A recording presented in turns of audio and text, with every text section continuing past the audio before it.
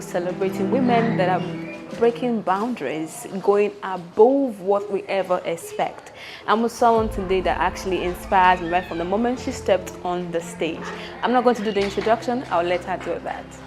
My name is Dr. Olori Boye-Ajayi, and I'm the managing partner of Borderless Trade and Investments. And we are an organization that's similar to what you would call a TPO, a trade promotion organization.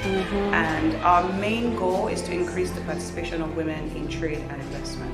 That's wonderful. Talking about trade and investment, you've said a lot today. Talk about how women can't move from the point they have to a point of growth, basically because of they don't know how to channel the trade and investment. What would you say to women like that to be able to make them move out of that point, that stagnancy that they've put themselves? That's a great question. Now, the first thing to really realize here is, as a woman, you yourself must take responsibility for your growth. Okay.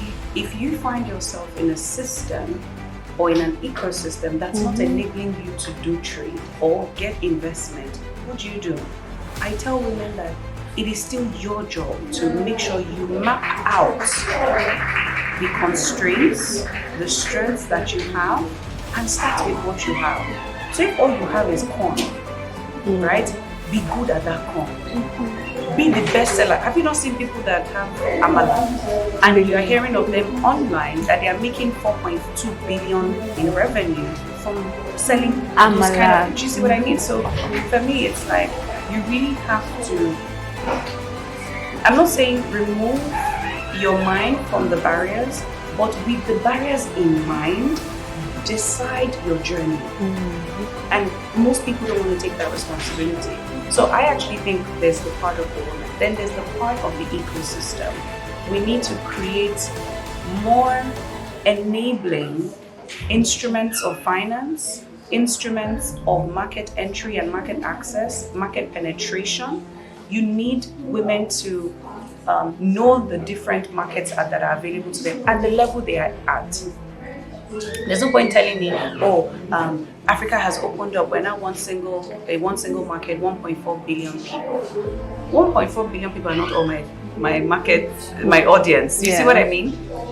But that market intelligence, how do we give women the information that will help them trade?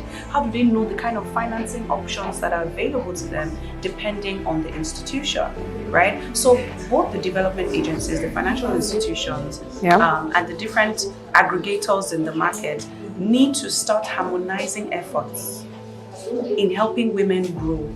Like I talked about on stage, procurement quotas, corporate off-takers, ensuring that women are your customers, are your suppliers. You get what I'm saying? Yeah. If there was a quota between 10 to 30% for women to actually say, okay, let's only buy from women-owned entrepreneurs.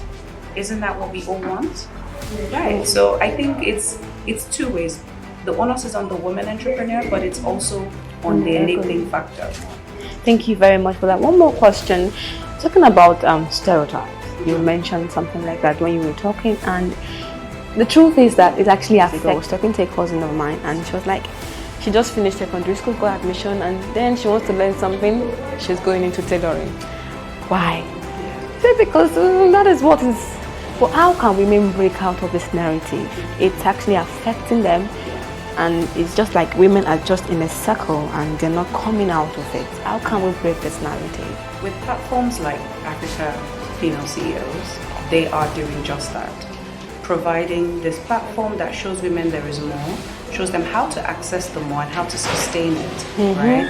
So we need more platforms, more bridges, we need more conversations around not just women empowerment. I tell people women empowerment is only as good as saying, I will empower you and it's a one-off. We don't need one-offs. We need always ongoing capacity building projects. Evidence.